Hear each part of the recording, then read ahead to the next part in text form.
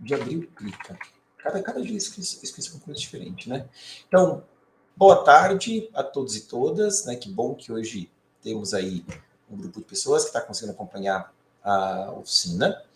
A gente vai começar a nossa oficina do dia 16 de novembro de 2021. Hoje nós vamos estudar aqui, e para isso a gente elencou esses problemas da Hora Júnior. A gente vai estudar 3 algoritmos para caminhos mínimos em grafos. A gente já viu um algoritmo para caminhos mínimos em grafos simples sem pesos nas arestas, né, que foi a BFS, e hoje a gente vai estudar, então, o algoritmo de Dijkstra, aqui nesse problema 11367, o algoritmo de Bell-Manford, nesse UVA 558, e ainda o algoritmo de Floyd-Warshall, no Bcrowd 2646, tá legal? São 3 problemas bem divertidos, bem interessantes, um ou outro tem uma coisinha a mais aí para a gente poder trabalhar junto. Então, o pessoal que está participando agora da oficina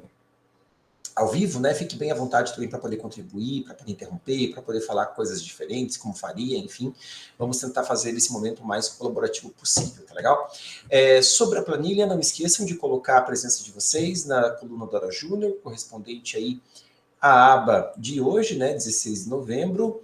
Lembrando que eu deixo sempre ali os slots para vocês preencherem com os problemas do treino júnior e do treino regular. Façam os treinos, pessoal, é muito importante fazer os treinos. Eu sei que às vezes a semana é corrida, vocês não conseguem fazer muita coisa, mas tentem fazer, nem que seja um pouco, né? Como eu falo, é sempre melhor alguma coisa por semana você fazer do que não fazer nada.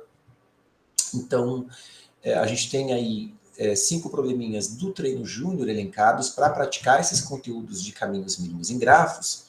Lembrando que essa Hora Júnior, né, compõe aí, faz parte dessa nossa jornada de iniciação ao clube de programação, e que esses treinos, todos os treinos que acontecem correspondentes às horas juniores, eles vêm aqui um link também do ladinho para ficar mais fácil de você acessar esse treino, né? Então a gente tem, assim que tiver que essa gravação sair, na verdade, né, aqui vai entrar o 20 caminhos mínimos em grafos e o link, inclusive, para esse treino que já está aqui, que são esses problemas relacionados a Dijkstra, Bell-Manford e Floyd-Warshall. Também é interessante vocês darem uma olhada nesse treino regular, né? É um contest fechado, que aconteceu aí em 2017, fechado no sentido de que é uma prova completa. Talvez fechado não tenha sido a melhor palavra. Completo, né? É um contest completo, então são problemas aí de A a K. Tem um help para esse contest que foi colocado aqui, né? Então, vocês vão encontrar aqui nessa página um editorial, né, um comentário sobre todos os problemas. Então, tentem fazer esse contest, é bem legal, tem muita coisa bacana aqui nessa prova. Sempre muito importante, eu volto a falar nisso de novo, né? Fez um contest, acabou o tempo do contest, tá, às vezes você não consegue as 5 horas para fazer o simulado do contest, mas sei lá, você consegue 1 hora, 2 horas, vai lá, tenta fazer. Que seja nem pelo menos para você ler todos os problemas, né, e fazer ali os mais fáceis, alguma coisa assim que você conseguir naquele tempo limitado que você dispôs para fazer a prova. Aí, pessoal, depois que você terminou a prova, dá uma olhada no editorial, dá uma olhada nos helps, né? E especialmente tenta identificar ali nos helps algum conteúdo, alguma coisa, né, algum problema ali que você não passou, especialmente que você não passou por alguma coisa que você não sabia, que você não dominava, né, alguma coisa ali que ainda não faz parte do teu leque de habilidades, mas que você consegue perceber que é algo que dá para você aprender, né? É algo que não está assim também lá tão em cima, tão além do teu nível, para que você um pouco consiga estudar aquele assunto e passar pelo menos aquele problema. Mas se você, um assunto por semana, assim, conseguir se aplicar e aprender uma coisa nova e passar um problema de um assunto novo, isso vai se acumulando semana a semana e vai fazer você ir para frente, né? Isso é muito melhor do que você ficar sempre limitado ali àquele leque de problemas e assuntos que você domina, mas não expandir para além daquilo. Aqui o objetivo é que a gente sempre expanda o conhecimento, expanda as habilidades e siga em frente, tá bom? Então, sempre fica aí essa dica, né? E mais uma vez o apelo para que vocês façam o treino. É muito importante fazer o treino, nem que seja uma parte dele, mas o que vocês conseguirem fazer o treino é sempre, sempre, sempre melhor que nada, tá? Então, deixa eu fechar isso aqui, vou fechar isso aqui também, e a gente volta aqui para o clube. Deixa eu só criar aqui o arquivo do Krita. Então, a gente vai começar hoje a conversar sobre caminhos mínimos em grafos, né? Um assunto aí que com certeza alguns de vocês já dominam também, mas a gente vai dar uma passada rápida aí nos algoritmos. Eu tirei a borracha daqui, a borracha eu não queria tirar. Então, o que eu fiz? Razors, ok, essa borracha, assigned tag, my favorites. Ai, ai, ai. Beleza. Deixa eu tirar esses caras daqui. E beleza. Então, esse cara eu sei que tem que botar uns 10. Esse cara eu tenho que botar uns 100. Tudo bem.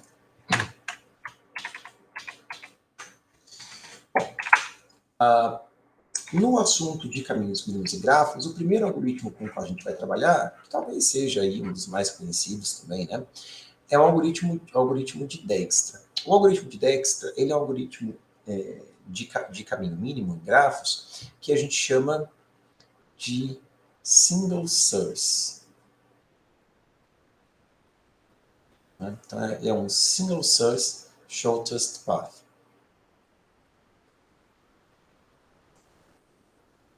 Vocês vão encontrar, por exemplo, no livro do Salim e em outras referências, até a sigla SSSP, né? Single Source Shortest Path. A ideia de um algoritmo desses, assim como o DFS, assim como o BFS, né, que a gente já estudou, é um algoritmo de busca, não deixa de ser um algoritmo de busca, que você executa a partir de uma única origem e, ao final, quando o algoritmo termina, você tem os caminhos mínimos desta origem para todos os vértices do grafo. Então, você consegue obter essa informação de todos os caminhos mínimos que tem esta origem fixa no grafo. Tá bom? Então, ou então, se você não quiser o caminho, quiser só a informação da distância, né, que é o custo do caminho mínimo, também, ambas as coisas você consegue obter. E a lógica desse algoritmo, né, o jeito como ele funciona, é muito similar ao algoritmo de Prim, que a gente já estudou para o problema da árvore geradora mínima. Então, a gente vai operar o algoritmo... Opa, vou minha caneta aqui, só um segundo. A gente vai operar o algoritmo utilizando uma fila de prioridade, né? E essa fila de prioridade, através dela, a gente vai ter sempre um conjunto dos vértices que já estão aí com as suas distâncias acertadas, já estão com as suas distâncias computadas, né? E essa distância não vai alterar mais.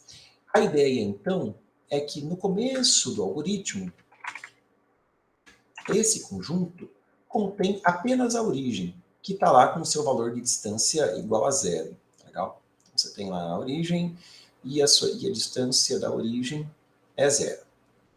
Aí, todos os demais vértices, eles estão enfileirados numa fila de prioridade e todos eles estão com distância infinita. Ok? Todos eles lá com distância infinita. A cada iteração do algoritmo, a gente vai escolher o vértice da fila que está na vez de ser atendido. Então, o vértice que está na vez de ser atendido da fila, ele é escolhido. Né? A gente vai utilizar uma fila de prioridade, uma min heap, uma heap de mínimo. Então, aquele cara que tiver menor valor associado a ele na fila de prioridade é o cara que vai sair da fila para o primeiro. Esse cara, no momento que ele sai da fila, a gente tem certeza de que a distância dele está certa. Então, ele entra para esse conjunto aí dos vértices que já estão com a sua distância certa. Então, aqui, claro, esse cara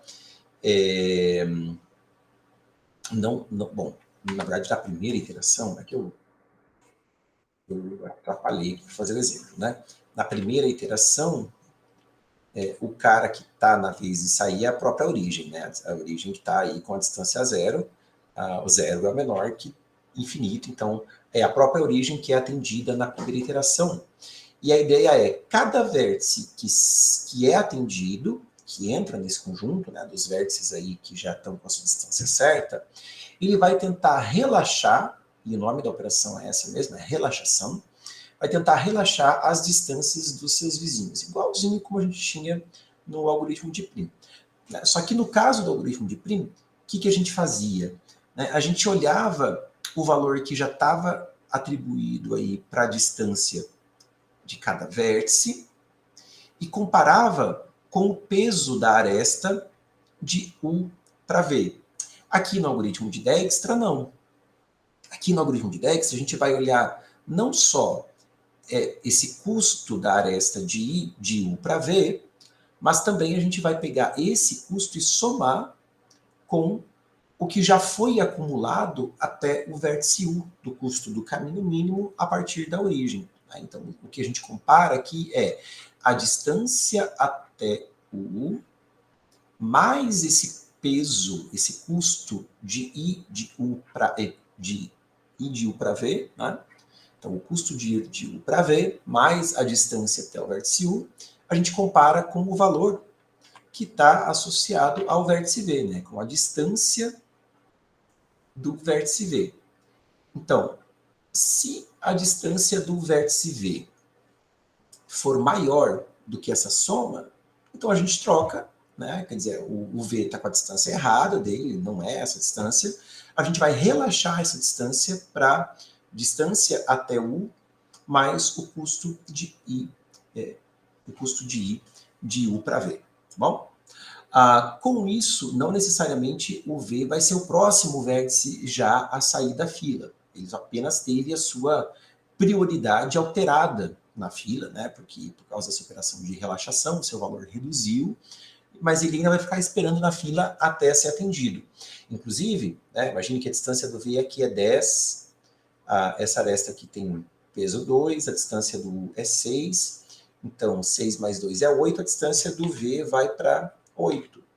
Mas ainda assim pode ser o caso de outros vértices que forem sendo atendidos antes do V, mas que são vizinhos do V também, né, que enxergam o V, é capaz ainda desses outros vértices alterarem de novo a distância do V, relaxarem ainda mais a distância do V. O que a gente consegue provar, o que é garantido, é que quando o V sair da fila, quando for a vez dele de ser atendido, a distância dele não vai mudar mais, a distância dele já vai estar certa. Mas até lá, a distância dele pode relaxar várias vezes, tá bom? Bom, e é isso, né? À medida que os vértices vão sendo atendidos, vão tendo suas distâncias já certas e vai crescendo aí esse conjunto dos vértices para os quais a gente já tem certeza do valor da distância. Então, esse é o algoritmo de Dijkstra, não tem nada de especial, uma vez que a gente já estudou o algoritmo de Prim, né? Então, para quem não conhecia, é um algoritmo até que bastante simples de implementar, especialmente se você utiliza uma mini-heap. Uma coisa importante, que é bom falar, né? A fila de prioridade do C++, a gente não tem a opção, não tem a operação de alterar a prioridade de alguém na fila de prioridades. O que a gente faz, na verdade, é aquele truquezinho de inserir um vértice de novo, só que agora com prioridade mais baixa que ele adquiriu. Então, quando um vértice sai da fila, pode ser que não seja a primeira vez que ele está saindo. E se não for a primeira vez que ele está saindo, a gente só ignora, né? E atende um vértice, então, só na primeira vez que ele sair da fila. Né? Isso funciona e não altera aí a complexidade do algoritmo. Por falar em complexidade, a complexidade do Dijkstra para grafos conexos, né? Vai ser sempre o tamanho do grafo vezes log do tamanho do grafo, né? M log N. Ou, às vezes, isso é apresentado como odd N mais M log N, mas isso é só por um preciosismo, né? Para caso o número de vértices seja assintoticamente superior ao número de arestas, o que só faz sentido em grafos bastante esparsos, né? Com número de vértices assintoticamente superior ao número de arestas. Então, no caso de grafos conexos, não. Né? O número de arestas é sempre pelo menos o número de vértices menos 1, mas o menos 1 não importa assintoticamente. E aí, então, a gente pode pensar que o algoritmo é O de M log M. Tá? Seria M log M, mas, assim, tanto faz log M é a mesma coisa, porque como M é, no pior caso, N ao quadrado, né? Então, log de M é 2 vezes log de N, aí a constante acaba sumindo. Então, log N e log M são funções assintoticamente equivalentes. Beleza? Dúvidas, perguntas sobre a ideia geral do algoritmo? O desenho? Não? Então, vamos aqui para o nosso problema. Esse é o UVA sempre 1367, é um problema bem legal. Especialmente porque ele é um Dijkstra, mas vai ter coisinhas legais aqui para a gente fazer, tá? Eu vou tentar explicar rapidinho o problema. A ideia é assim, a primeira linha da entrada, você tem o número N de cidades e o número M de rodovias, né, de estradas. O N aqui é até 10 ao cubo, o M é até 10 na quarta. E aí depois vão vir os preços do combustível em cada uma das N cidades. Tá? Então aqui, por exemplo, temos 5 cidades e os preços do combustível na cidade 1, 2, 3, 4 e 5 são, respectivamente, 10, 10, 20, 12 e 13. Depois vem M linhas descrevendo cada uma das estradas. Né? Para cada estrada eu vou saber quais cidades aquela estrada conecta e eu vou saber também a distância, né, o comprimento dessa estrada entre aquelas cidades. Por exemplo, aqui eu sei que da cidade 0 até a cidade 1, aqui esse problema trabalha com indexação a partir de 0, tá legal? Então eu sei que para ir da cidade 0 até a cidade 1, a estrada tem comprimento 9. Né? Aqui, para ir de 0 até 2, a estrada é comprimento 8, etc, etc. O que você quer, no final das contas? Você quer saber para ir... bom, e aí no final, né, ainda a gente tem uma sequência de queries, né? O número Q de queries, aqui, por exemplo, tem 2 queries. Cada query eu quero saber, para ir desta origem para esse destino, com um tanque de combustível que tem esta capacidade. Então, por exemplo, aqui quero ir da cidade 0 para a cidade 3, com um tanque que tem capacidade 10. Tudo bem? Eu quero saber qual que é o menor custo monetário para encher de combustível, né, para ir dessa cidade de origem para a cidade de destino. Então, eu não estou interessado aqui em minimizar a distância. Apesar de os pesos das arestas serem distâncias, aqui eu quero minimizar custo de combustível. Tá legal? Lembrando que cada litro de combustível tem um preço diferente aí, né, em cada cidade. E eu quero, então, minimizar o total que eu vou gastar na viagem.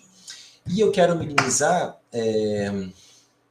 e sabendo que cada litro percorre uma unidade de distância. Então, eu preciso de 1 litro de combustível para percorrer uma unidade de distância. Tá? Mas eu não estou interessado em minimizar a distância total, estou interessado em minimizar o quanto eu vou gastar para encher o tanque tantas vezes quantas forem necessárias, ok? E eu começo sempre com o tanque vazio. Então, você começa aí na cidade 0, por exemplo, com o tanque vazio. Obviamente, se você quiser sair da cidade 0, você vai ter que encher o tanque, ou encher não, ou colocar ali, talvez parcialmente, alguma coisa do combustível na cidade 0, para poder sair dela e ir para uma outra cidade. Então, às vezes, pode ser que compense, né, você até tomar um caminho mais longo, mas por cidades que tenham o preço do combustível mais em conta, e você vai abastecendo um pouquinho em cada cidade, enfim, e isso te dá, quem sabe, o ótimo para você chegar no seu destino. Beleza? Então, este é o problema.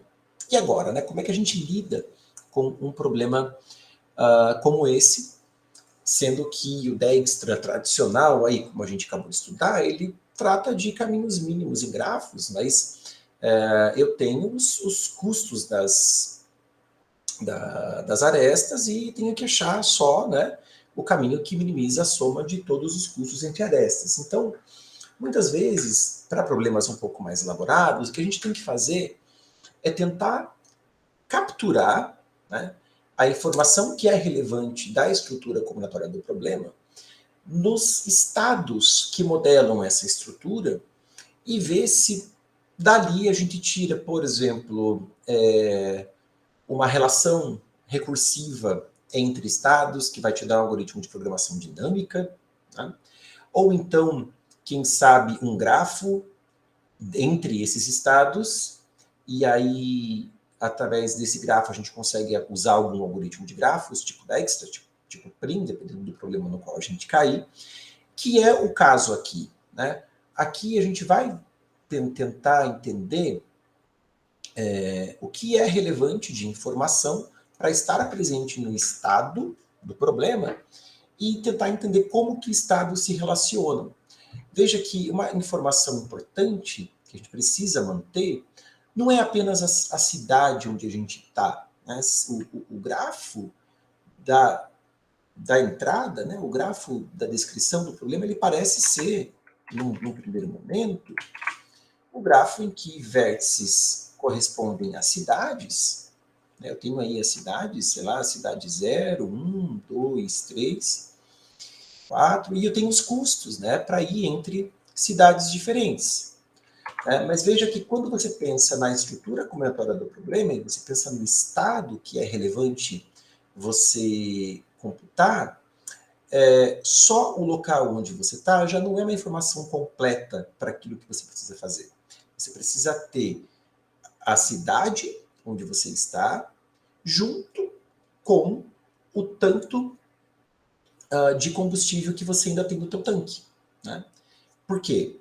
Porque dependendo do tanto que você ainda tem de combustível no tanque, pode ser mais jogo você ir para uma outra cidade ali vizinha que tem um preço de combustível muito bom.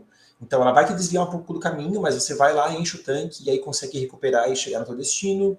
Ou não, ou o teu tanque está super cheio, você nem precisa abastecer, você já pode ir direto para o teu destino. Enfim, essa informação do quanto você tem disponível no seu tanque é uma informação importante também para compor o estado que modela a estrutura combinatória do problema. Então a gente vai pensar aqui num outro grafo que não é só esse grafo aqui das cidades. Né? A gente vai pensar num outro grafo, a gente vai blow up o grafo original, né? A gente vai explodir o grafo original, e os vértices agora do nosso grafo explodido, né, vão ser os estados da estrutura cultural do problema, cada vértice vai ser um par cidade, né, a cidade onde você está, e também a capacidade, vou chamar de L. L é a quantidade de litros de combustível que você ainda tem no tanque. Tá legal? E aí, veja que como o que a gente quer, no final das contas, é minimizar preço de combustível, né? Então é interessante que nesse gráfico explodido, os custos das arestas, os pesos das arestas, eles correspondam àquela unidade de medida que é o que a gente quer de fato minimizar, né? Que eles correspondam ao preço de combustível, que no final de contas, o total disso é o que a gente quer minimizar. Então, para todo vértice que eu tenho U com L, eu vou criar uma aresta para o vértice U, L mais 1. Né? Quer dizer, eu saio do estado em que eu estou na cidade U com L litros de combustível e vou para o vértice, que é o estado em que eu continuo na mesma cidade, só que com 1 litro a mais no combustível. E veja que tem que ser de 1 em 1 aqui, porque não necessariamente vale sempre a pena você encher o tanque, né, numa cidade. Às vezes vale a pena você colocar só um pouquinho de combustível. E aí, o custo dessa aresta vai ser justamente o preço do combustível na cidade U. Então, eu vou ter essas arestas desse tipo aqui, né, em que estão associadas a pares cidade L, a mesma cidade L mais 1.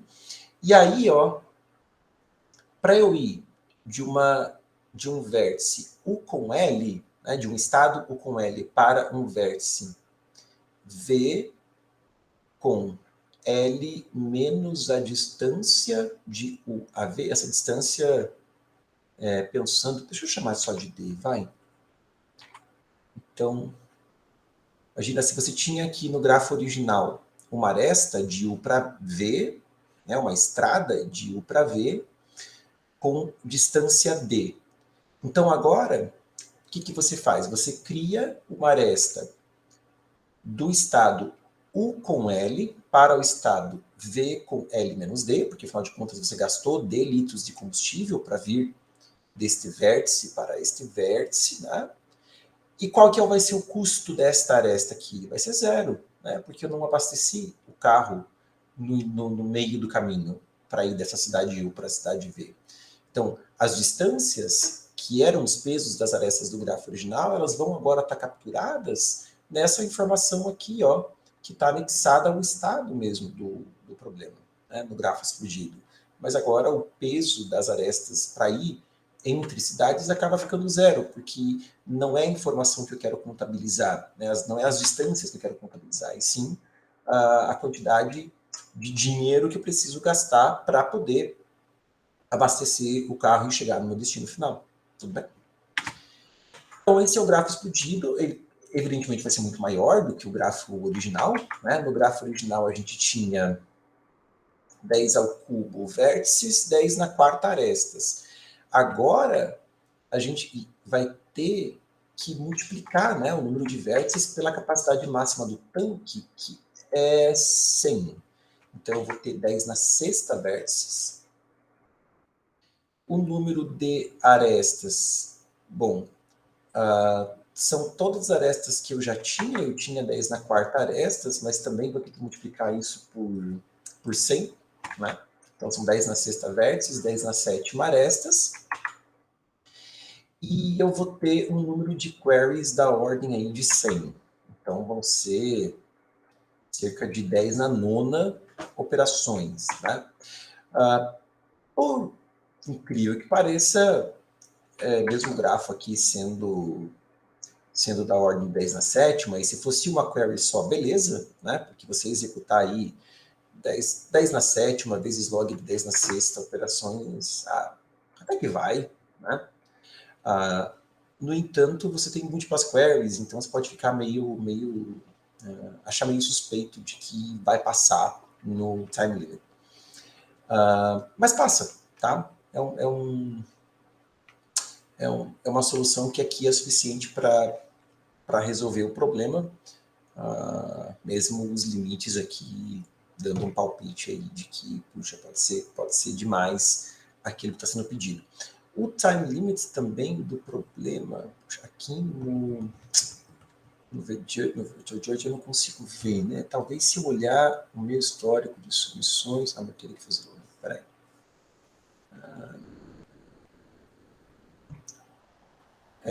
O time limit, poxa, passou em 140 milissegundos, então tá bom. Aparentemente, acho que os casos testes devem ser frouxos. Aqui está dizendo, né? 2 segundos é o time limit, não tinha isso aí do lado. Então, essa solução, tá? A gente vai operar um Dijkstra, só que não é o grafo que vem na entrada, é o grafo explodido, como a gente chama. Uma outra coisa legal é que a gente não vai chegar a, de fato, gerar esse grafo explodido na memória, tá? A gente vai manter em memória o grafo original e o nosso algoritmo de busca, né? Dijkstra é um algoritmo de busca, a gente vai fazer essa busca no grafo implícito, que é o grafo explodido. Acho que a gente já fez problemas que envolviam BFS, por exemplo, em grafo implícito, né? A gente fez isso quando fazia BFS, por exemplo, para movimentos do jogo de xadrez, né? Então, busca em grafo implícito é aquela história que você está em um determinado vértice do grafo, você não tem o grafo todo representado em memória, mas a cada passo da busca, você gera, né, todos os vértices que são vizinhos ali do vértice onde você está para poder continuar a tua busca. Então, é basicamente isso que a gente vai fazer, né? A gente vai manter em memória só o grafo original e o grafo, e aí você começa ali, então, no estado S0, né, a cidade de origem com 0 litros de combustível, e aí a cada passo você gera todos os estados possíveis para onde você pode ir e vai executando o Dijkstra no grafo implícito, que é o grafo explodido. Tudo bem? Então, é uma outra coisa legal desse problema, né? Eu gosto desse problema por quê? Porque você tem que fazer um Dijkstra, não é no grafo original da descrição do problema, e sim no grafo explodido, e também porque a gente pode fazer isso no grafo implícito, que às vezes a gente tem tanta experiência, né, em trabalhar com grafos implícitos sobre um outro grafo, né, uma coisa divertida. Acho que são dois bônus a mais que esse problema tem aqui, tá bom? Dúvidas até o momento? Em relação à explicação sobre o problema, sobre como vai ser a solução?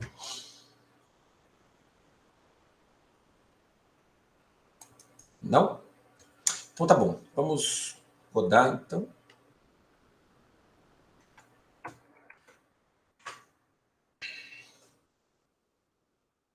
Vocês estão por aqui? Tá dando tudo certo? Estamos. Ok. Tá todo mundo com a câmera desligada. E aí, como a rede do departamento esses dias estava esquisita, né? E aí eu não sei se o Modesto está falando sozinho aqui. Enfim. Bom, vamos lá. Então, começar. Opa, eu estou no Discord. Deixa eu ver aqui. TNT. E eu vou chamar UVA. Deixa eu ver aqui a descrição atrás. 5367.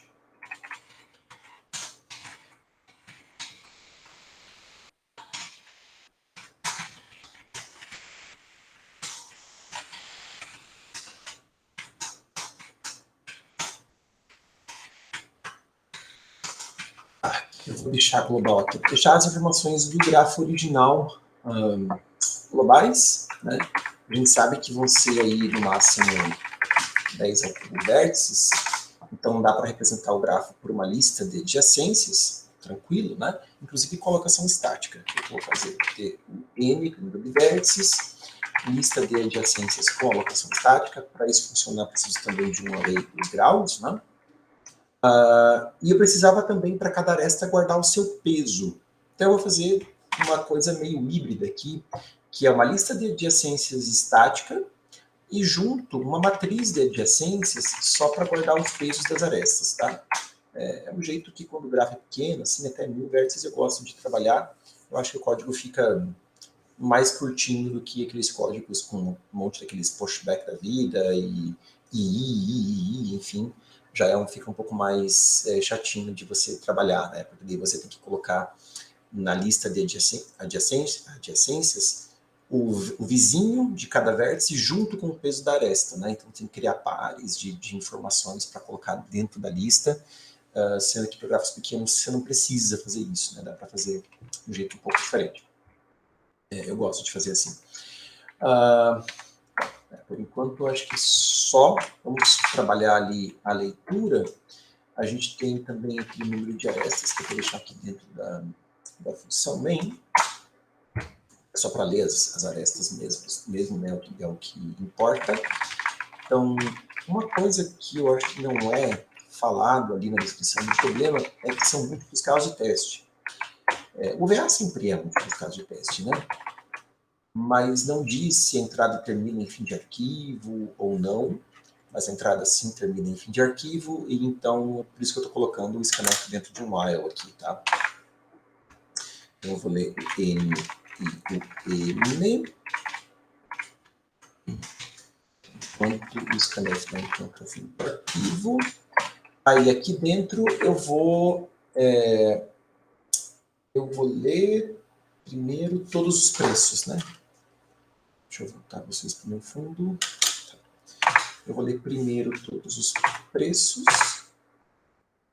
Vou trocar esse meu teclado aqui do Python, que eu tenho que socar ele para dar onde está.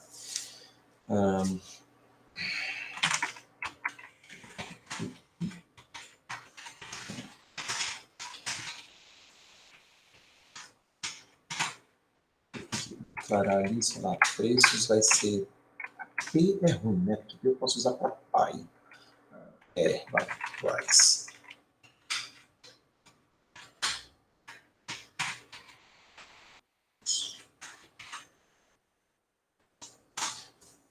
Às vezes é uma informação que você quer, né? Inclusive saber para cada vértice, quando está executando o Dijkstra, quem é o pai dele na busca. Isso seja Dijkstra, BFS, DFS, enfim. Então, por isso que eu deixo, acho que P é uma palavra muito forte, é um nome muito reservado aí para pai, quando se fala de algoritmos de buscas em grafos. Então, por isso que o preço aí eu usei PR. Agora, eu vou começar a ler o grafo. Então, como eu estou trabalhando com locação estática, eu preciso zerar os graus de todos os vértices, tá? E eu posso começar aqui a ler todas as arestas. Tá? Cada aresta vai ser dada por um U, um V e um peso. Tá? Então, eu leio lá os dois extremos da aresta e o peso da aresta. Aí eu vou criar a aresta, se é que ela já não foi criada antes, né? Porque eu acho que o problema não garante, tinha um detalhe. Esse problema é cheio das pegadinhas, porque ó, ele fala na descrição que ele está contando que existe uma estrada entre U e V com comprimento D. Não quer dizer que aquela estrada entre aquele par de vértices é única. Você não tem garantia nenhuma de que entre o mesmo par de vértices não hajam várias estradas. Tá? Então, se tiver mais estradas, inclusive, o que você faz? Bom, você ignora as de maior peso e fica só com aquela de peso mínimo. Então, acho que o melhor jeito de fazer isso aqui no nosso código é inicializar aquela matriz de adjacências lá, que a gente criou, inicializa ela com um infinito, né? Entre todo par de vértices, a gente tem peso infinito, uma estrada com peso infinito. E aí, esse teclado está realmente precisando ser trocado. Uma distância não, matriz de adjacências e infinito. E aí, quando eu ler aqui uma aresta, né, de U para V, eu faço assim, ó, de U para V e de V para U, porque as estradas no grafo original são bidirecionais, né? Vou pegar o mínimo entre o que estava e o peso que foi lido. Isso para a parte do peso. Se porventura é a primeira vez que eu estou lendo uma aresta de U para V, se é a primeira vez, aí sim eu crio na lista de adjacências essa aresta. Então, LG U grau de U mais recebe V, LGV grau de V recebe U. Estou criando ambas as arestas na lista apenas quando estou lendo pela primeira vez. E aqui esse truquezinho do infinito e dos mínimos para gerenciar essas múltiplas arestas. Esse tipo de sacanagem na descrição do problema não é algo que aconteça mais tanto em competições de programação, né? Hoje em dia os problem setters estão sendo bem bonzinhos, né? E deixando todas as informações bem evidentes nos enunciados para focar aquilo que realmente tem que ser cobrado, tem que ser avaliado no problema, né? Nesse tipo de pedantismo. Né? Aí a gente vai ler as queries.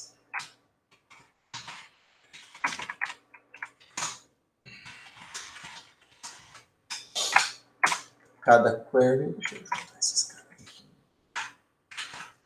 Cada query a gente vai ler a origem, o destino e a capacidade do tanque de combustível. Deixa eu botar aqui o C. São 3 números, então capacidade primeiro, origem e destino. Quer saber? Acho que vou deixar global origem e destino, vou chamar de ST. Aí eu posso só fazer algo como resposta. Eu fui lá em cima declarar a variável resposta. Isso é coisa de professor de programação em C, né? Tem que declarar tudo no começo. Dextra, o Dextra já está vendo, ST, né? E aí, se a resposta é igual a infinito, veja, eu poderia ter impresso aqui direto, né? Só o resultado do Dextra, o Dextra retorna o valor, que é a distância do destino. O problema é que quando essa distância é infinita, né? Quando o vértice de destino não é alcançável a partir da origem, e aí você tem que imprimir aquela mensagem impossible. Então, por isso que eu fiz esse if aqui. Eu vou lá e coloco impossible. Se não, aí sim eu imprimo o valor que tiver sido retornado pelo Dextra. Legal?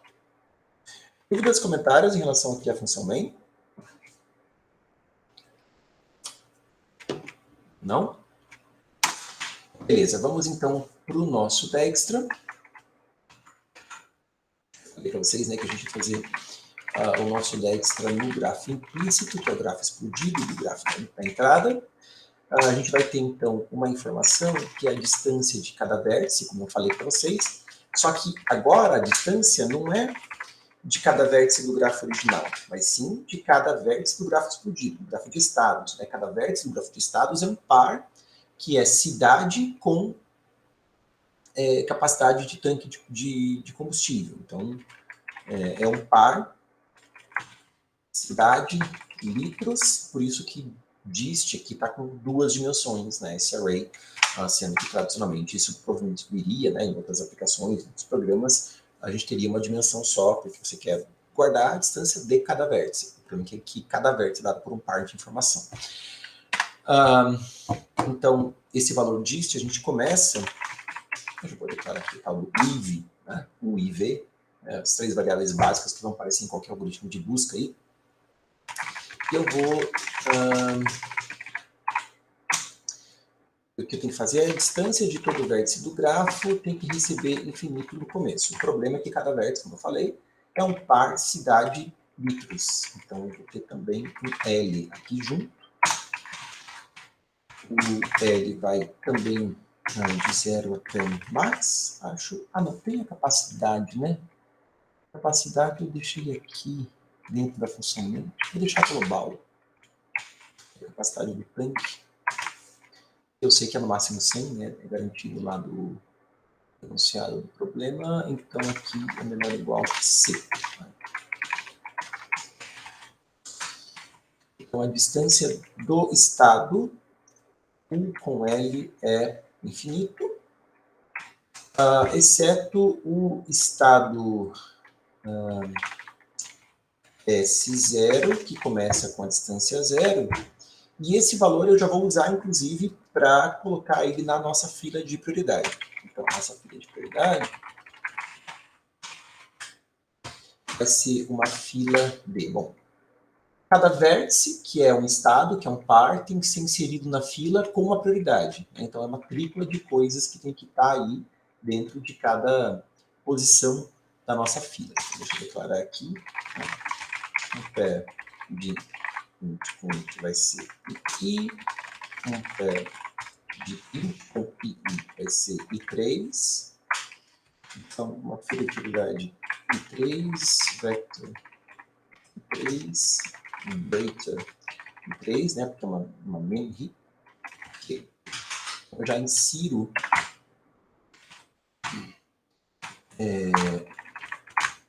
o vértice S com 0 com a prioridade,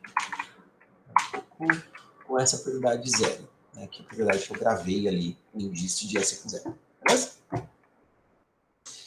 E vou começar a rodar o algoritmo. Né? Rodo o algoritmo enquanto a fila não está vazia. Né? Se terminar o algoritmo e eu sair desse while, eu vou retornar infinito. O que eu vou fazer aqui dentro uma linha que vai verificar se o vértice que foi desenfileirado é o nosso destino, né? O destino pelo qual a gente procurava lá chegar. Então, se for, a gente já retorna o valor da distância, porque esse valor já está certo, né? Todo vértice tem a sua distância acertada, já quando sai da fila. Então, se eu chegar vivo aqui depois de acabar o laço e a fila ficar vazia, é porque realmente não tem caminho da origem para o destino. Tá legal? O que eu preciso pegar aqui, né? Eu preciso pegar o estado onde eu estou, né? O U e o L, antes de dar o Q.pop. Né? Então, quem é o meu U? O U é o Q.top.second.first, e o meu L, que é a quantidade de litros de combustível que eu ainda tenho, é a mesma coisa, só que second aqui no final. Ó. Beleza. Aí sai o vértice U da fila. Quando um vértice sai da fila, eu sempre tenho que gerenciar se não é a primeira vez que esse vértice está saindo ou não, né? Então, no caso do algoritmo de Prim, a gente tinha junto uma flag de visitado, que a gente fazia, né, uma flag de visitado, para gerenciar se o vértice já não tinha saído da fila antes. No caso do algoritmo de Dijkstra, a gente pode pensar um pouquinho, bom, o vértice, a primeira vez que ele sair, é porque ele vai sair com aquela prioridade que for a menor de todas as prioridades com as quais aquele mesmo vértice foi inserido na fila. E eu só insiro um vértice na fila de novo se for para baixar mesmo a prioridade dele. Senão, eu não insiro. Né? Ele vai ficar lá. Vão ficar as ocorrências na fila daquele vértice com as prioridades mais elevadas com as quais ele foi inserido anteriormente. Então, quer dizer, se eu estou tirando esse vértice U com L da fila, né? E a distância de U com L. Se essa distância é maior, desculpa, a distância de U com L é menor, né? Menor do que a prioridade com a qual esse vértice apareceu aqui na fila. Eu tenho que pegar essa prioridade aqui. Deixa eu pensar como é que eu vou chamar isso. Underline C. O underline existe. Underline D. Underline D. Então, antes de dar o Q.pop aqui, deixa eu fazer o seguinte. O D é a prioridade desse vértice com L. Então, ele está no Q.top first. Né? Porque se o U com L está saindo da fila agora com uma prioridade que é até maior do que a distância de U com L, é porque o vértice U com L já saiu antes. Né? Então, eu simplesmente passo por cima desta ocorrência do vértice U com L e vou para a próxima iteração do Dijkstra. Tudo bem? Beleza? Ok. Se não, eu continuo. Né? Vou fazer aqui aquela verificação se U é o destino. Se U for o destino, eu retorno dist de U com L. Acabou a execução do algoritmo. Nem sempre isso aqui vai ser relevante, aqui estou só abortando mesmo, né, o Dijkstra quando encontra o destino, mas a princípio o Dijkstra é um single source shortest path, me permite ir para todos os vértices do grafo. Aqui eu estou interessado em um vértice específico, né? Se não, a gente vai fazer o quê? A gente vai tentar relaxar as distâncias dos vizinhos do vértice U com L. Então, o primeiro vizinho que nos interessa é o vizinho U com L mais 1. Mas isso se esse vizinho existir. Né? Em que situação que esse vizinho não existe? Quando o L já atingiu a capacidade do tanque de combustível. Né? Então, se o L é menor do que a capacidade C do tanque de combustível, aí sim eu posso falar alguma coisa sobre o vértice U com L mais 1. Então, se a distância do vértice U com L mais 1 é maior do que a distância até o vértice atual, né, que é o vértice U com L, mais o custo de ir do vértice U com L para o vértice U com L mais 1, e este custo é o preço do combustível na cidade U, então, sim, eu vou relaxar eu vou relaxar a distância do vértice U com L mais U. Né? Quer dizer, a distância do vértice U com L mais U estava com o valor desatualizado, agora vai ser atualizado para a distância do vértice U com L mais o preço do combustível na cidade U, né? Que é o peso da aresta de U com L para U com L mais U. E esse valor, inclusive, vai ser a nova propriedade com a qual o vértice U com L mais 1 vai ser inserido na fila. Então, vou lá e coloco, né? E esse valor entra na fila. Esse valor vai ser usado para prioridade. Prioridade sempre vem por primeiro, né? Porque a gente está organizando as filas de prioridade de acordo com o próprio critério de organização do PER. Então, a comparação é feita pelo primeiro membro, em primeiro lugar, né? Aqui, então, U com L mais 1. Beleza. Então, vértice U com L mais 1 está entrando na fila com a sua prioridade nova. Ok, esse é um vizinho possível, mas tem os outros vizinhos, né, que eu tenho que ver na lista de adjacências do grafo original, todos os vértices V para os quais eu poderia ir. Então, vamos lá na lista de adjacências do grafo original. Eu vou ver todos os vértices V para os quais eu poderia ir. Então, tá bom. Eu vou chegar no vértice V, na cidade V, na verdade, né? Então, só que eu vou chegar na cidade V com quantos litros de combustível? LG menos AGUV. Né? Quer dizer, eu preciso...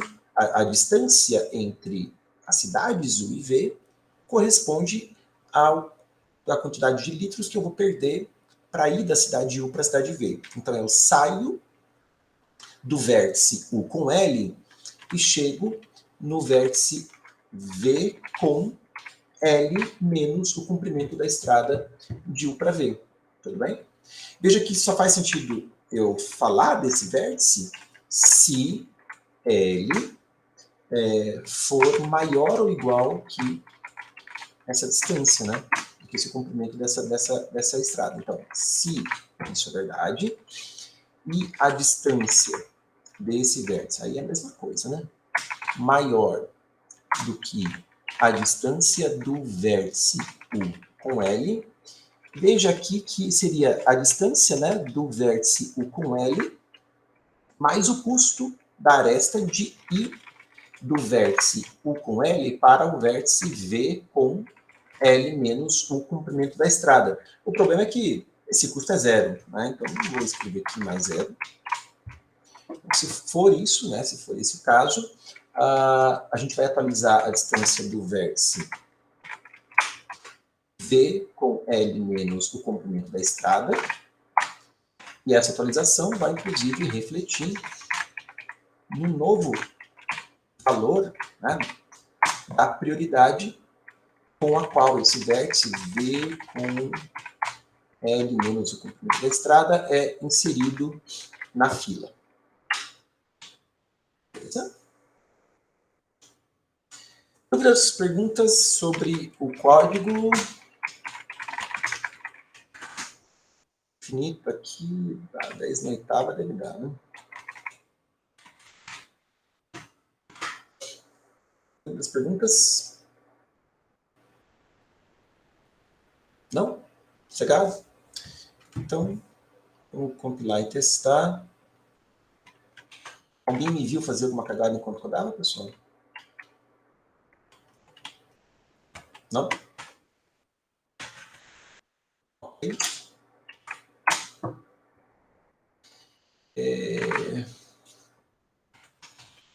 Então, esse é o UVA 103. Tá bom, tab aqui. Eita. Tá duro.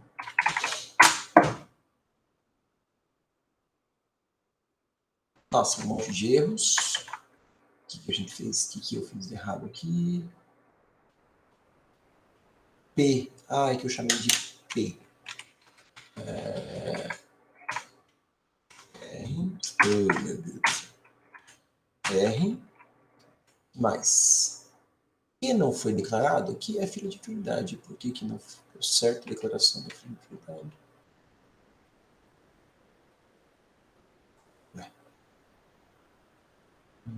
Que não foi. Tá, mas ali era o que das queries, né? Não o que da fila. Tá. Beleza.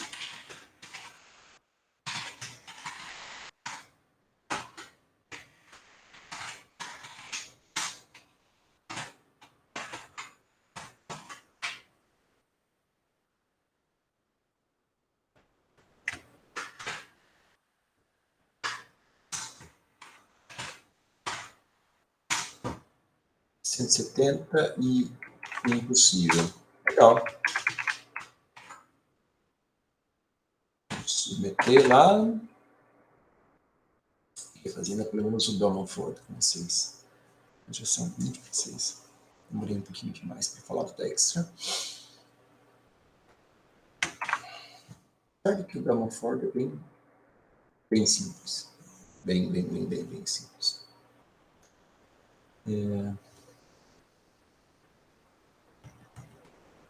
Deixa eu ver se alguém fala alguma coisa aqui. E passou. Legal? Dúvidas, comentários, perguntas sobre Dextra ou sobre esse problema aqui do full tank? Não? Tem um comentário aqui, professor. Fala, Rafael. O senhor já viu gente implementando Dijkstra com Van de Boas Tree? Não vi. Implementação, não. Não? Só vi falar, Tá. mas nunca implementei e nunca vi implementação. Não, é porque eu estava pensando um dia desses só. Não, só queria trazer aqui para a conversa. Eu não acho que seja tão útil, na verdade, não. Tá bom. O que eu já fiz como professor de grafos daí, né? E a gente usa aqui, na verdade, né? Mas aí é uma questão da fila de prioridade, né? Que você vai utilizar para a implementação. Então, você tem a rigor, né? Essas a priority queue do C++ é uma heap binária, né? O que dá para fazer é melhorar a fila de prioridade que você vai utilizar. Tem aquela heap de Fibonacci, né? Que a heap de Fibonacci, a atualização das prioridades dos vizinhos do vértice U, essa atualização ela ocorre em node 1.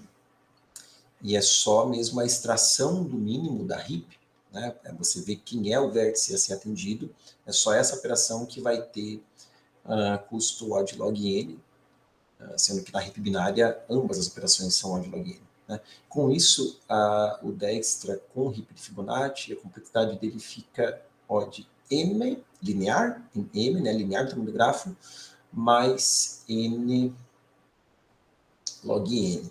Né? Então, o que está multiplicando agora o fator log é o número de vértices só, não o número de arestas. Né? Então, para grafos em que o número de arestas seja suficientemente assintoticamente superior ao número de vértices, pode ser interessante. Mas isso só para grafos bem grandes, porque as constantes suprimidas aí pela notação assintótica da implementação da heap Fibonacci são muito altas. A heap Fibonacci não é uma estrutura simples de implementar, eu já implementei, é um inferno. E na prática, assim, você não vê melhora no desempenho para grafos de tamanho razoável aí, exceto, e aliás, você vê piora na performance, né? É só para grafos realmente muito grandes e também tem uma distância assintótica considerável aí entre o número de arestas e o número de vértices para você começar a perceber alguma melhora. Pode falar, Rafael. No Codeforces, por exemplo, se for procurar, não acha nada sobre a heap de Fibonacci, porque ela não é nem um pouco prática de se usar, né? Prática. Eu acho que o principal motivo dela, ou motivação, é teórico mesmo, né? Porque é uma complexidade que teoricamente é melhor. Então, mas acho que o principal interesse da implementação aí da Fibonacci seria teórico. Mesma coisa para o PRIM, né? O PRIM também dá para implementar com HIP de Fibonacci. Não precisa HIP binária. A HIP binária é um código muito simples, né? É difícil bater as constantes da HIP binária, porque o código é muito simples. A gente usa aqui a HIP binária do C++, mas se você quisesse codar a própria HIP binária ali no código, são 3 funçõezinhas de 3 linhas. Seria super fácil também. E seria bem tranquilo, uma estrutura muito simples, muito simples. Então, vale a pena, né? Até tem exercícios, né, problemas aí que a gente resolve com HIP binária, que a gente poderia tranquilamente resolver com 7, né? Mas as constantes do 7 são muito mais altas que as constantes da HIP binária, né? Todo mundo que já implementou uma árvore vermelho preto na vida sabe que o código não é tão curto, tão simples, né? E quando você trabalha com 7, map no C++, você vê que é mais pesado, né? Tem constantes ali que pesam naquele fator log, e são constantes que não pesam tanto quando você está trabalhando com HIP binária ou outras estruturas que também teriam o fator log por operação, mas que parecem ser muito mais rápidas, né? Beleza? Alguém quer comentar mais uma coisa sobre isso? Não? Bom, pessoal, vamos então para a sequência aqui do nosso programinha para a Hora Júnior de hoje. Eu queria falar do algoritmo de Bellman-Ford, né, especialmente para resolver esse problema aqui, wormholes. É um problema bem mais simples que o anterior, na verdade. O algoritmo é muito mais simples, né? O algoritmo de Bellman-Ford também ele é um algoritmo desses outros.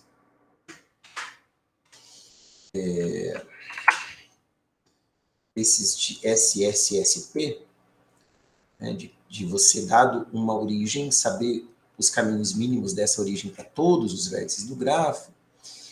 E ele é um algoritmo com uma complexidade pior do que o algoritmo de Dijkstra, né? A complexidade do Bellman-Ford vai ser O de n vezes m, né? Número de arestas vezes número de vértices. Então, isso é substancialmente pior do que o algoritmo de Dijkstra, né? O algoritmo de Dijkstra ele é linear no tamanho do grafo com fator log. E aqui eu estou falando em algo que é quadrático no tamanho do grafo, né? Então, são coisas aí exponencialmente diferentes, né? Porque um dos fatores do linear, lá no caso do Dijkstra, é um fator log. E aqui, esse fator log, estou trocando por um fator que também é linear. Log com linear, a comparação entre essas funções é exponencial, certo? Mas, enfim, voltando aqui. Só que o algoritmo de Bellman-Ford ele tem algumas vantagens e algumas situações em que ele é útil, né? Bom, além de protocolos em rede, de alguns protocolos aí que vocês estudam em redes de computadores em que a gente usa Bellman-Ford, tem outras situações em que Bellman-Ford ele realmente é interessante, como é o caso aqui desse problema wormholes, tá? Porque como que ele funciona? Ele funciona da seguinte maneira. Cada vértice do grafo tem a sua distância, do mesmo jeito lá que o algoritmo de Dijkstra. E o que você vai fazer, a cada iteração do algoritmo, né, você vai percorrer todos os vértices do grafo, você vai fazer um for simples em todos os vértices do grafo. E cada vértice que você olhar, você vai ver a informação da distância que já está computada naquele vértice, e você vai ver as informações de distância dos vizinhos daquele vértice, tentando relaxar essas informações de distância, ok? É só isso. Isso é uma iteração do Bellman-Ford. Você faz um for sobre todos os vértices do grafo. Para cada vértice, você pega a sua informação de distância e com essa informação tenta relaxar as informações de distância dos vizinhos. Se o grafo não tiver ciclos negativos, é garantido que com n iterações desse processo, você consegue fazer todas as distâncias estarem certas. Na verdade, é no máximo n-1. Máximo n-1 iterações desse processo, todas as distâncias do grafo vão estar certas. Se você fizer uma enésima iteração e ainda assim ocorrer relaxação, e ainda assim ocorreu um vértice U que relaxou uma distância de um vizinho dele, é porque o grafo tem ciclo negativo. Né? O que é um ciclo negativo? Imagina uma situação como essa aqui, ó, esse C4 dirigido, né? Sei lá, 5, menos 3, 1 e menos 4. Né? Esse ciclo aqui, ele tem custo menos 1, né? Porque é menos 7 contra 6, menos 1. Então, a distância mínima desse vértice aqui, U, para esse vértice T, a distância de U para T, quer dizer, o custo do menor caminho, ele pode ser arbitrariamente pequeno. Né? Ele é menos infinito, na verdade. Não importa quão negativo eu queira esse custo, eu consigo, porque é só eu ficar rodando aqui nesse ciclo, porque cada vez que eu rodo nele, eu decresço o custo que eu estou acumulando de menos 1, decresço até quando eu quiser, aí quando eu cansar, eu pego essa aresta aqui e vou para o vértice T. Então, a distância, na verdade, de U para T aqui é indefinida porque o gráfico tem custo negativo, tem ciclo negativo. Ciclo negativo é uma coisa que também dá ruim no Dijkstra. Só que no Dijkstra a gente não consegue detectar ciclo negativo. A corretude do algoritmo de Dijkstra, ela funciona só porque a gente pressupõe que o grafo não tem ciclo negativo. Já no Bellman-Ford, apesar de ciclo negativo também dar ruim, né, dar ruim no sentido de que a gente não consegue ter a tabela das distâncias toda computada, com certeza, mas pelo menos a gente é capaz de detectar esse ciclo negativo. A gente detecta justamente nessa enésima iteração em que ainda ocorrem relaxações, né? Porque se tem ciclo negativo, a gente pode rodar quantas vezes quiser o algoritmo que vai estar sempre ocorrendo relaxação, porque sempre eu vou estar baixando as distâncias de alguns vértices, tá bom? Então, é um algoritmo muito mais simples, né? Não tem nenhuma estrutura aqui especial que a gente precisa utilizar, porque é só mesmo um forzinho com um ifzinho para relaxação, uma flag ali que controle se ocorreram relaxações, e acabou. E não tem mais nada de segredo. Ok? Alguma dúvida sobre o algoritmo? Não? Então aqui, pessoal, nesse problema, né, é sobre buracos de minhoca. Tá? Você tem, vamos olhar aqui para a entrada. Né? O primeiro número da entrada é o número de casos de teste. Então aqui, por exemplo, são 2 casos de teste. Cada caso de teste começa com uma linha contendo N e M, né, que basicamente é o número de sistemas estelares e o número de buracos de minhoca entre sistemas estelares. Os sistemas estelares são numerados de 0 até N-1. 0 é o nosso sistema solar. E cada buraco de minhoca é uma linha que é identificada, representada por uma linha que contém os sistemas estelares conectados por aquele buraco de minhoca e a diferença de tempo que você obtém cruzando aquele buraco de minhoca. Então, por exemplo, aqui, saindo do nosso sistema solar e indo para esse sistema solar 1, a gente para 1000 anos no futuro. Saindo do 1 e indo para o 2, a gente para mais 15 anos no futuro. Saindo do 2 e indo para o 1, a gente volta 42 anos no passado. Então, tudo que a gente quer saber aqui é se existe algum ciclo negativo nesse grafo, né? Algum jeito de navegar aí nos buracos de minhoca para parar arbitrariamente no passado, né? Tão no passado quanto a gente queira, até poder testemunhar o Big Bang com os nossos próprios olhos, né? Que está aqui na descrição do problema, tá legal? Então, possible se tem ciclo negativo, e not possible se não tem ciclo negativo, tá? Que já é um segundo caso de teste. Aqui tem um ciclo negativo, né? Porque tem de 1 para 2 uma aresta com peso 15, de 2 para 1 uma aresta com peso menos 42. Então é só ficar ciclando aqui de 1 para 2, volta para 1, vai para 2, volta para 1, que você já tem aí o seu ciclo negativo. Ok? Dúvidas sobre a descrição do problema? Não? 10 minutos para codar um Bellman Ford? Tá. Vamos lá.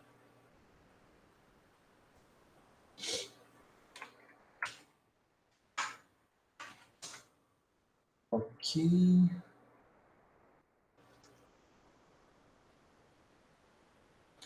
Beleza.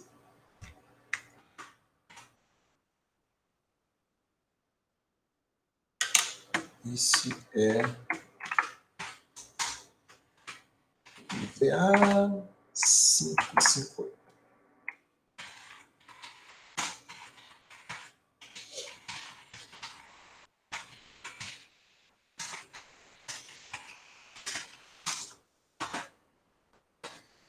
Então, aqui eu também vou representar o gráfico daquele jeito como a gente tinha feito agora há pouco. Eu gosto particularmente de utilizar a alocação estática sempre que possível, uma coisa particular minha. Tem gente que a ideia é de, quando pode usar a alocação estática, vai na alocação estática, e quando precisa da dinâmica, vai na dinâmica. Tem gente que já é do tipo, eu vou na dinâmica sempre, porque se eu ficar trabalhando aí 2 jeitos diferentes, eu me confundir. Isso é uma questão muito realmente particular, né? Eu vou ter aqui a lista de adjacências estática, a matriz de adjacências para os pesos, né, e o array de graus para poder lidar com a criação de arestas na lista de adjacências, tudo bem? Aí, a primeira coisa que a gente vai ler é o número de casos de teste, né, cases, vou chamar assim. A gente vai ler esse número de casos de teste.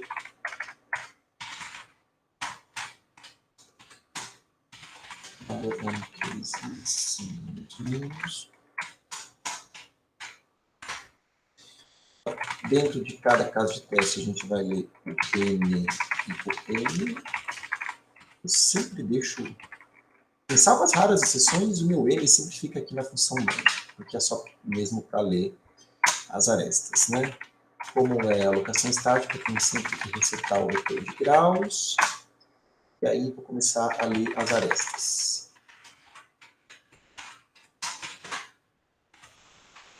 Cada aresta é UV Ray. Né?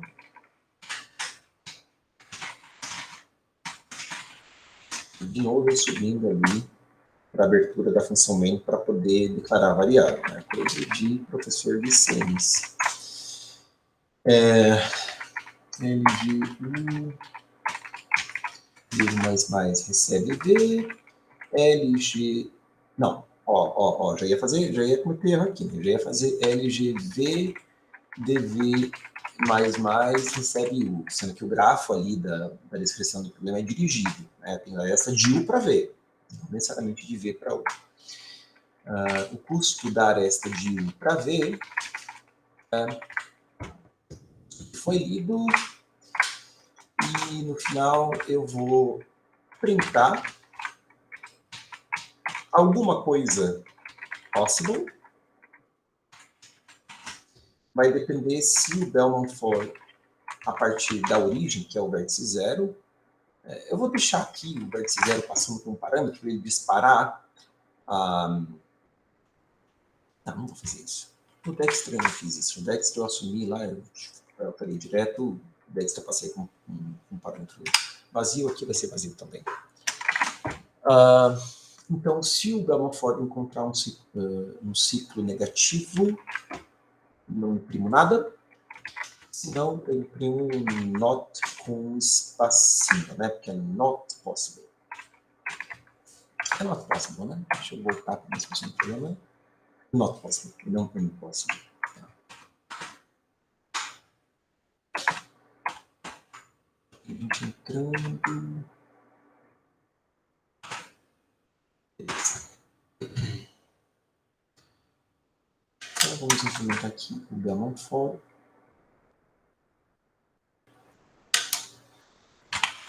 Um código realmente bem simplesinho. A gente vai começar sempre declarando o UIV, né, como a gente costuma chamar, para os últimos grafos. Toda busca em grafos vai ter a declaração do tal do UIV. Inicialmente, todo vértice está com a sua distância infinita. Infinito, 10 na oitava, 10 na oitava que aguenta, geralmente. E declarar as distâncias também. A distância do vértice zero, que é a origem da nossa busca, vai ser zero. Pode ser o caso que você tem que adaptar esse algoritmo para partir não da origem zero, mas de alguma outra origem, né, que você tenha que parametrizar aqui, por exemplo, essa. Aí vai depender mesmo do problema. Tá? Eu vou começar com um contador, CMP, que recebe N.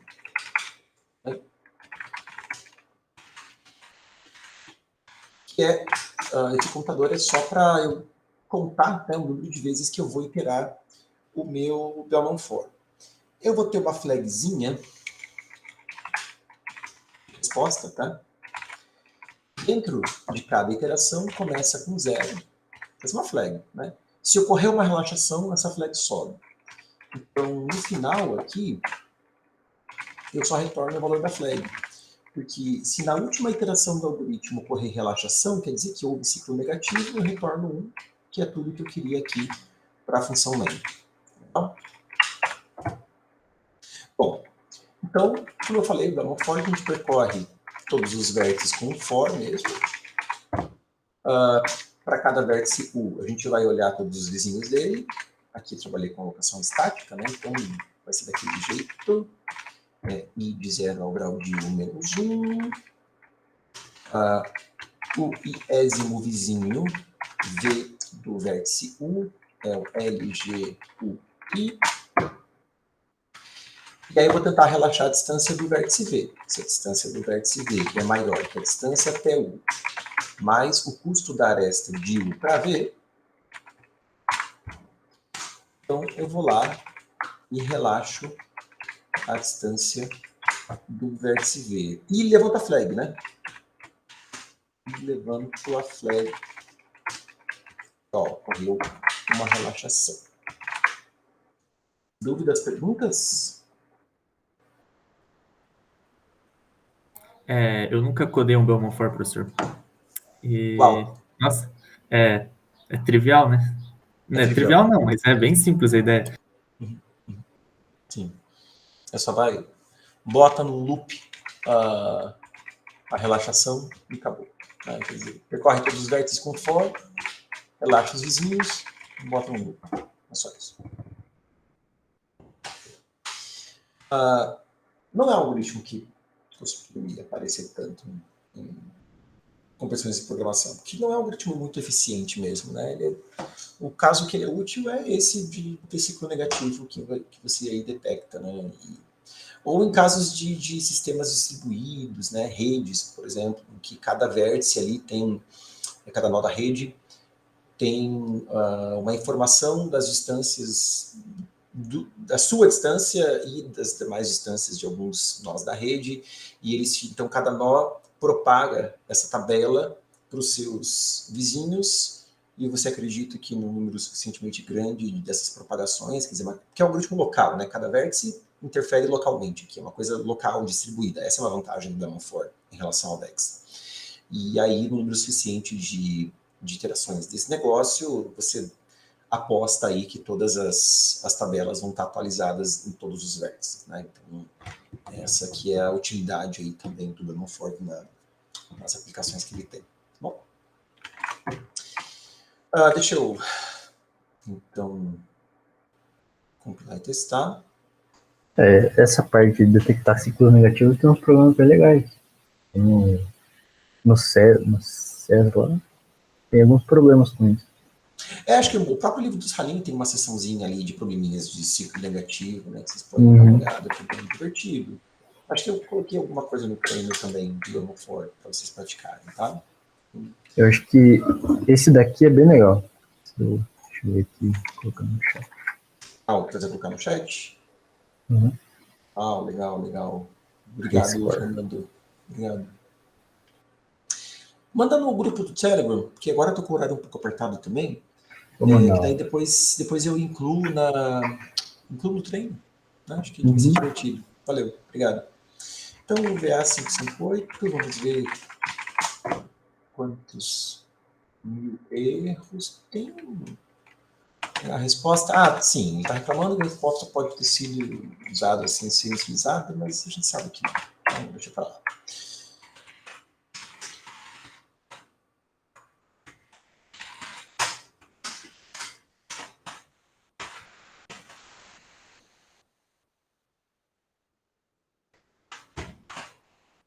Não consegui fazer o flavor show, mas eu faço semana que vem.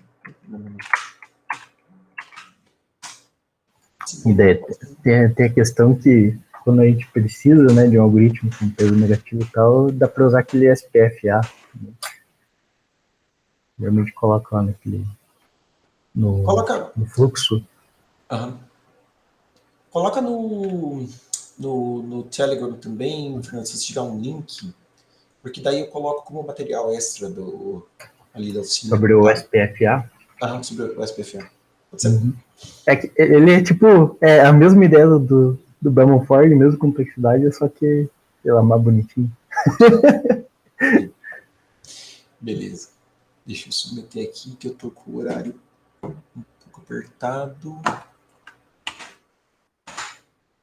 Aí hoje eu vou para casa mais cedo, então para não voltar de bike, e minha esposa passar, pegar e depois buscar meu filho na escola. Ela pega ele às 18 horas, então daqui a pouquinho ela chega aí, mas eu tenho que lavar minha louça ainda. As canecas e as cápsulas de café reutilizáveis para amanhã, chegar assim amanhã cedo e ter café para tomar. Vambora.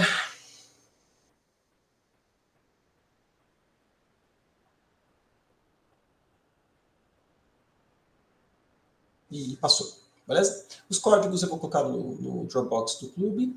O treino já está lá, né, como eu falei. Os links extras aí, peço então que o Fernando coloque no grupo do Telegram, daí coloca também na página do clube. E é isso, pessoal. Foi muito, muito bom que vocês se pareceram hoje. Semana que vem, se Deus quiser, eu consigo, além da Hora Júnior, trazer algo para a oficina regular. Agora está um pouco mais aliviado para mim. Sempre assim, a gente tem picos, tem situações que está mais aliviado, situações que não tanto. Então, eu espero que semana que vem a gente consiga fazer uma oficina completa aí, com uma oficina regular. Mas não deixem de treinar, não deixem de estudar, né? Os treinos sempre estão saindo de qualquer forma, com material para vocês estudarem, com coisas para vocês aprenderem, então valorizem isso, porque isso é realmente muito legal. E a Hora Júnior eu vou procurar, assim, sempre manter, certo? Se acontecer uma coisa realmente muito, muito absurda, né, que eu não consiga ministrar a Hora Júnior, mas pelo menos a Hora Júnior sempre vou estar ministrando. Né? Exceto quando também, como aconteceu na semana passada, que ninguém conseguiu comparecer aí na live, daí eu ia ficar sozinho gravando aqui, aí também não, tá bom? Gente, um abraço para vocês, tudo de bom, boa semana, até mais, tchau, tchau. Valeu.